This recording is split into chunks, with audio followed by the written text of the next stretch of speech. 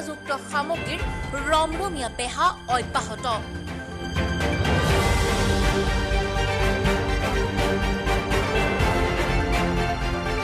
Bokajan railway ষ্টেচনত এইবাৰ অবৈধ গাঞ্জা জব্দ।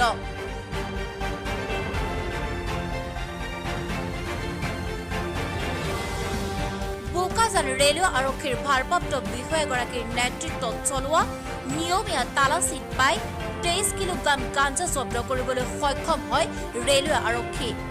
নামনিমুৱা কামৰূপ এক্সপ্ৰেছ ট্ৰেইনখন যাত্ৰা কৰাৰ পাছতে ষ্টেচনত নিয়মীয়া তালাচী দি থকা অৱস্থাত পৰিত্যক্ত এটা বস্তা দেখা পোৱাত সন্দেহ উপজে ৰেলৱে আৰক্ষীৰ।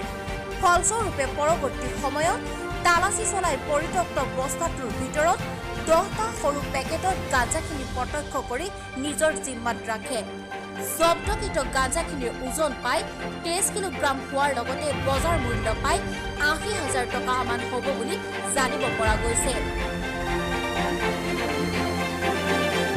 বোকাজান প্লেটফৰ্ম ডিউটি আৰু লগত মই পেট্ৰলিং বোকাজান প্লেটফৰ্মত পেট্ৰলিং চেকিং ৰেগুলাৰলি চেকিং কৰা যায়।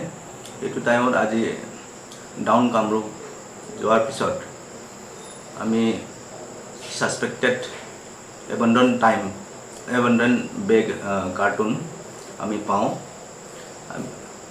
যেটা থানা আমি চেক কৰাৰ মানে সাসপেক্টেড গাঞ্জা এৰাউণ্ড 23 কেজি গাঞ্জা সাসপেক্টেড গাঞ্জা আমি ৰিকভাৰ কৰোঁ।